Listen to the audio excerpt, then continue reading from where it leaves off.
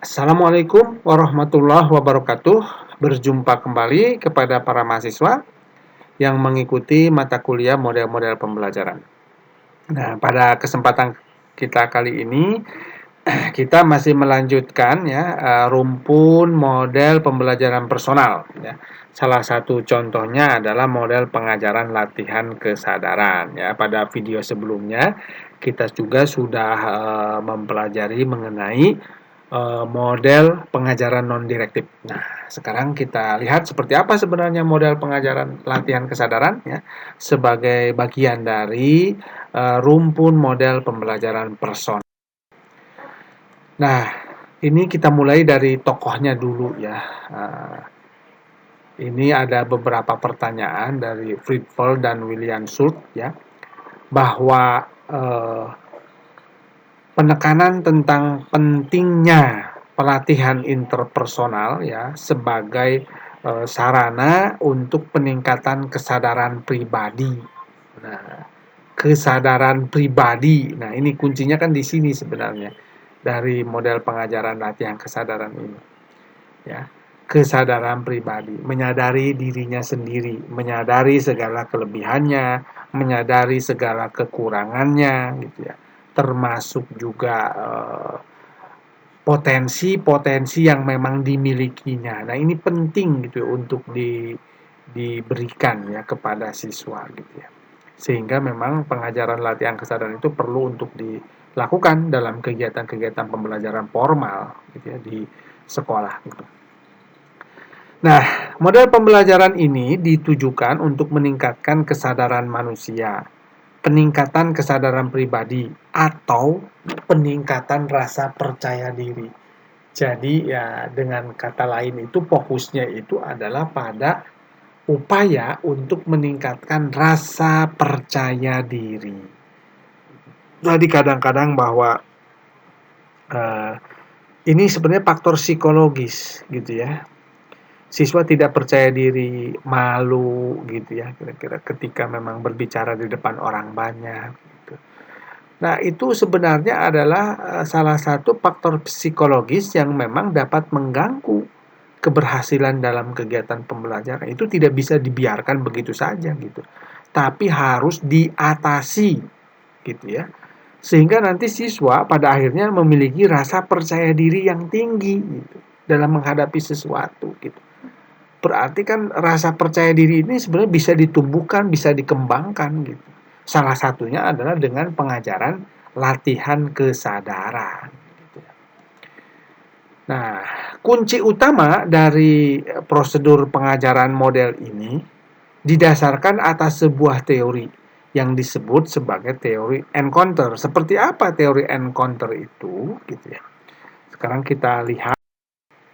Nah, ini gambaran umum dari teori encounter. Teori ini menjelaskan bahwa metode untuk meningkatkan hubungan interpersonal, ya tadi sebenarnya rasa percaya diri itu sebenarnya bagian dari hubungan interpersonal, hubungan antar individu gitu ya. Nah, jadi hubungan interpersonal itu harus didasarkan atas keterbukaan, kejujuran, kesadaran diri, tanggung jawab, perhatian terhadap perasaan diri sendiri atau orang lain. Nah, ini sebenarnya.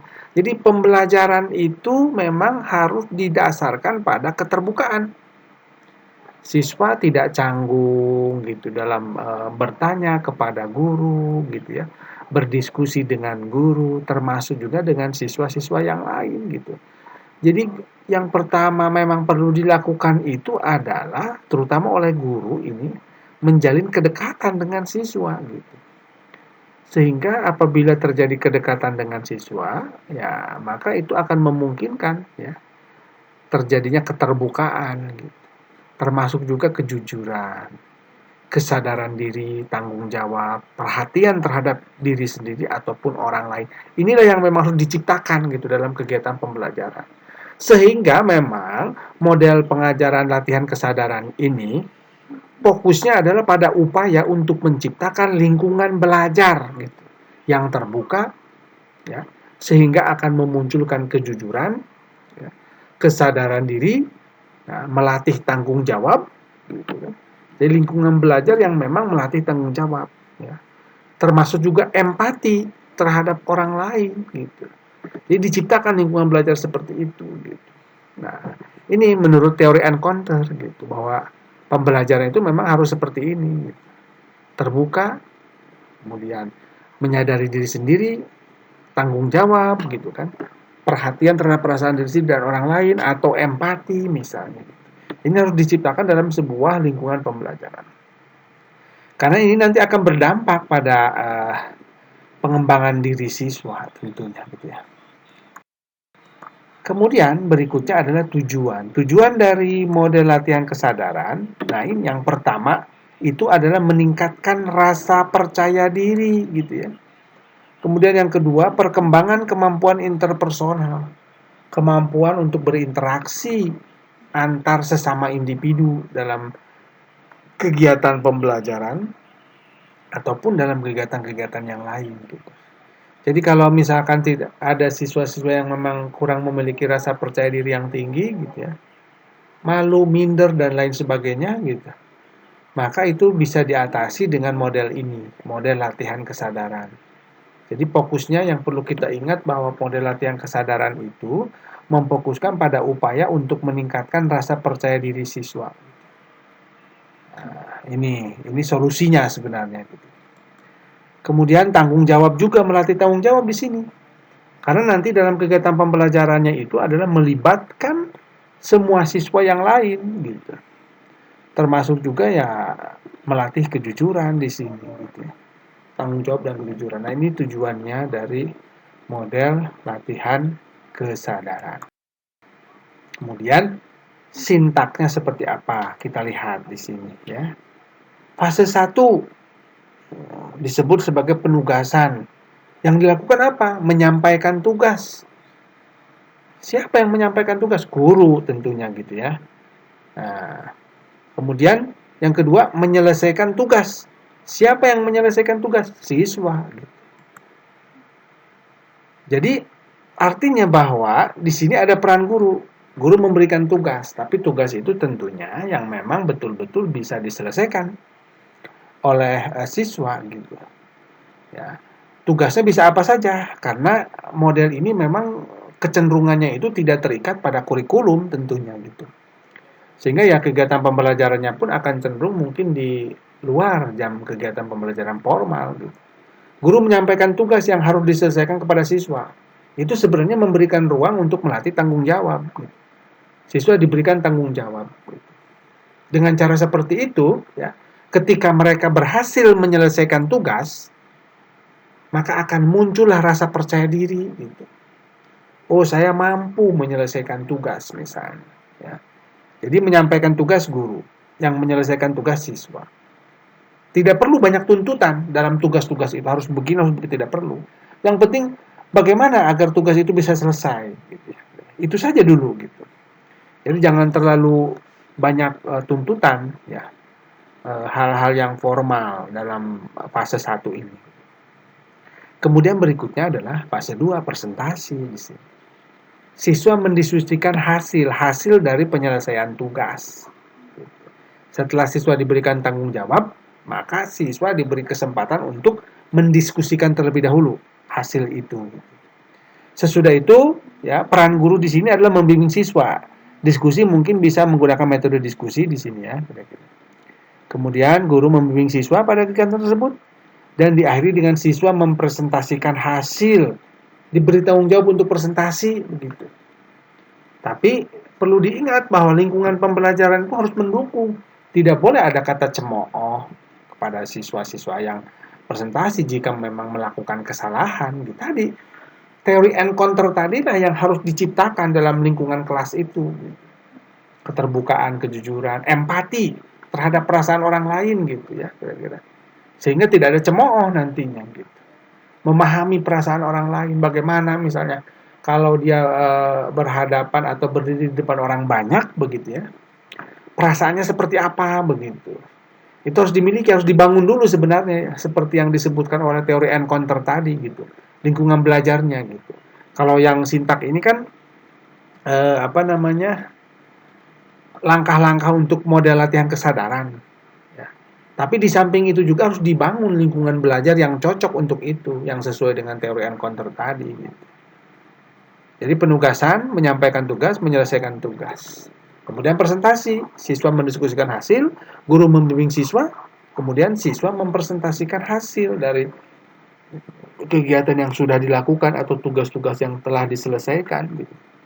Dalam konteks ini, tadi guru tidak boleh menyalahkan, kemudian juga tidak perlu banyak tuntutan. Yang penting siswa bisa menyelesaikan tugas dulu, bisa menyampaikan hasilnya, itu saja dulu yang penting. Gitu ya.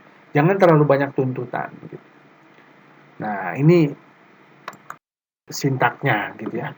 Kemudian sistem sosialnya ini student center, ya. Walaupun tadi ada peran guru dalam hal tugas, gitu ya, kira-kira. Tapi tugas itu pun kan semuanya memang diserahkan kepada siswa. Mau bagaimana penyelesaiannya ya terserah gitu.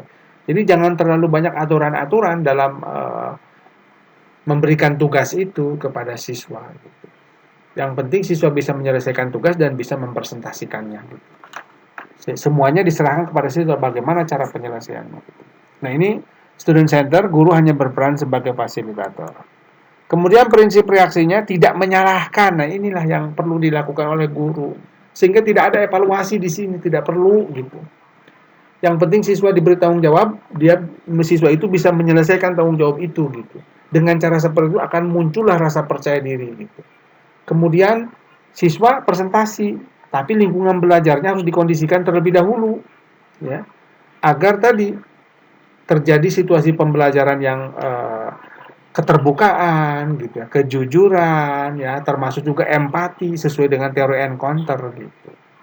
Sehingga nanti ketika siswa berhasil gitu mempresentasikan gitu ya, maka itu akan memunculkan rasa percaya diri gitu, bahwa saya bisa melakukan itu. Sehingga salah satu prinsip reaksi yang perlu dipegang oleh guru, guru tidak boleh menyalahkan. Tidak ada evaluasi di sini gitu. Guru harus berusaha memahami siswa, ya, pahami siswa itu gitu, sesuai dengan cara pandang siswa itu sendiri. Kemudian menunjukkan keterbukaan, karena memang kegiatan pembelajaran itu harus terbuka sebenarnya gitu. Guru harus dekat dulu dengan siswa, guru itu gitu. Baru nanti akan muncul keterbukaan gitu ya. Nah ini. Kemudian berusaha sebagai partner. Nah ini yang perlu diposisikan nanti. Guru ya harus berperan sebagai partner siswa. Yang istilahnya itu berani mendengarkan, berani memahami, begitu. Inilah yang harus dibangun sebenarnya. Ya. Jadi tidak ada jarak antara guru dengan siswa nanti pada akhirnya. Gitu. Termasuk juga antara siswa dengan siswa yang lain. Gitu. Ya fokusnya tadi saja teori encounter tadi, lingkungan belajar yang memang perlu diciptakan gitu dalam kegiatan pembelajaran latihan kesadaran ini. Kemudian dampaknya seperti apa ya? Dampak instruksional sudah jelas ya, peningkatan kesadaran diri atau rasa percaya diri gitu ya. Nuturan efeknya adalah kreativitas, karena tadi kan walaupun diberikan tugas, cara penyelesaian tugasnya diberikan kepada siswa gitu sepenuhnya gitu. Kemudian juga melatih kejujuran gitu ya dalam penyelesaian tugas tersebut. Nah, jadi inilah yang disebut sebagai model latihan kesadaran. Perlu diingat, fokusnya adalah meningkatkan rasa percaya diri siswa. Sehingga apabila ada siswa-siswa yang memang kurang rasa percaya dirinya, ya perlu diberikan terapi dengan menggunakan model ini. Tapi perlu diingat, teori encounter tadi dasarnya, gitu. Lingkungan pembelajarannya harus berdasarkan pada prinsip-prinsip dari teori encounter. Gitu. Baru ini bisa berjalan dengan baik. Demikian ya model latihan kesadaran yang bisa saya sampaikan ya. Kita berjumpa lagi pada video berikutnya ya. Masih dengan model pembelajaran rumpun personal begitu ya. Demikian saya akhiri saja. Wassalamualaikum warahmatullahi wabarakatuh.